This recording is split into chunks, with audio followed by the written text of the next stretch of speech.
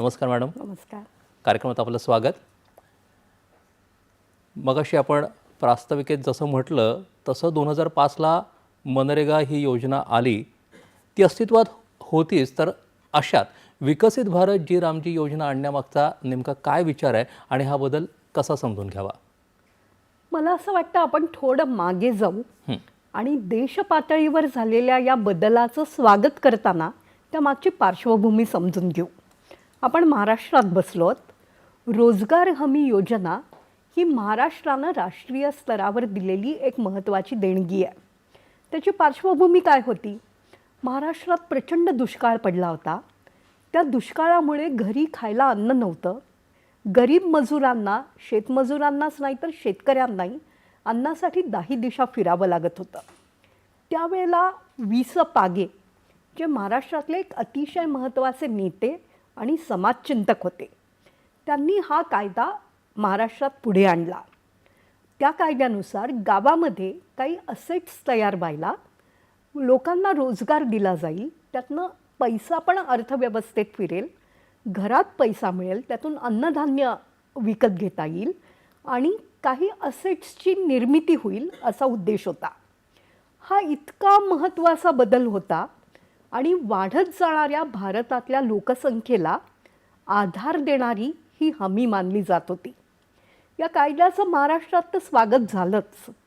अर्थशास्त्रात, समाजशास्त्रात या कायद्याचं क्रांतिकारी या शब्दात स्वागत केलं गेलं.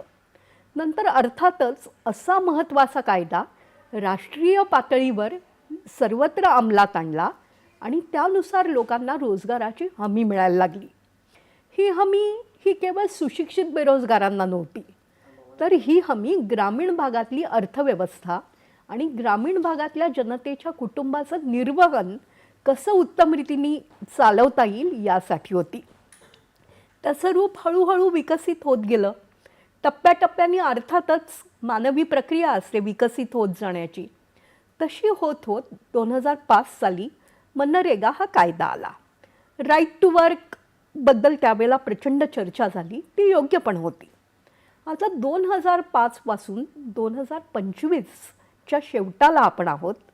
या 20 वर्षांमध्ये या योजनेकडे पुन्हा एकदा पाहणं अर्थातच गरजेचं होतं. जे आम्ही पूर्वापार चालत आलेलो आहोत ते तसंच चालत राहील. हे सणांबाबत असू शकतं, हे कदाचित आपल्याला जे आपले महापुरुष आहेत त्यांच्या जयंती आणि पुण्यतिथीबाबत असू शकतं.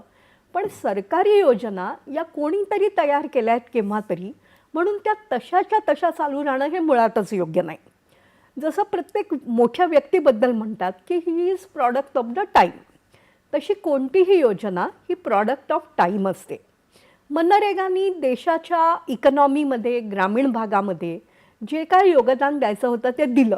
त्याची खरं तर समीक्षाही करणं गरजेचं आहे. पण त्यानंतर या कालावधीनंतर आता काहीतरी शाश्वत तयार व्हावं यासाठी केंद्र सरकारने उचललेलं हे पाऊल आहे. खरं सांगायचं झालं तर गेल्या इतक्या वर्षांमध्ये ही योजना राबवली गेली आहे, ती लक्षात घेता चीनच्या भिंतीपेक्षा काहीतरी महत्त्वाचं बांधून व्हायला हवं होतं. पण ते तसं झालेलं सामाजिक अभ्यासकांना दिसत नाही, पत्रकारांना दिसत नाही, राजकारण्यांना दिसत नाही. त्यामुळे कालानुरूप सुसंगत जो बदल करायला हवा होता तो केला गेला. मोदी सरकारचं वैशिष्ट्य काय आहे की ते मोठी नावं देतात. महिलांना जेव्हा आता विधेयक आलेलं आहे आणि आरक्षण मिळणार आहे 30%, त्याचंही त्यांनी नारी शक्ती वंदना विधेयक असं एक भलं मोठं नाव केलं आहे. तसंच या उपजीविका, आजीविका असं करून त्यांचा राम शब्द आणला गेलेला आहे. मला असं वाटतं टीकाकारांचं लक्ष त्यावरच केंद्रित झालं. आणि मग गांधीजी आणि राम, खरं तर भारतामध्ये महात्मा गांधीचं योगदान इतकं मोठं आहे की ते या देशात कोणीही पुसून काढू शकणार नाही. पण काहीतरी एक हाताशी धरायचं, त्यानुसार विरोध करायचा आणि तपशिलात जे बदल झाले आहेत ते कालानुरूप आहेत का त्यावर बोलायचंच नाही, असा काहीसा प्रकार याबद्दल झालेला दिसतो. आता टीका सोडून देऊ. या कायद्यात काय बदल झालेले आहेत त्याकडे लक्ष देणं आवश्यक आहे. कसं झालेलं आहे की एखादा पाझर तलाव या रोजगार हमीतून निर्माण करायचा ही आजपर्यंतची पद्धत आहे. महाराष्ट्रातही आहे, उत्तर प्रदेशातही आहे, बिहारातही आहे.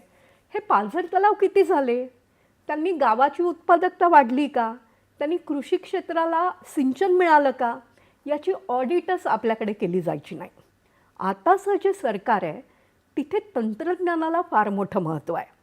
कोणतंही काम केलं की ते GPS टॅगिंगवरून हे सरकार नवीन नोकरशाही म्हणजे या वातावरणातली पडताळून पाहत असते. ते पडताळून पाहिलं गेलं तर मनरेगातून काय निर्माण झालं याचं कुठेतरी ऑडिटिंग केलं गेलं असेल आणि त्यामुळेच कालानुरूप आश्वासक असं काहीतरी आजीविका तयार करणारं बदल करत हे विधेयक आणलं गेलं असेल. त्यामुळे या विधेयकाचं प्रारंभिक स्वागत करायला हवं. मॅडम मगाचपासून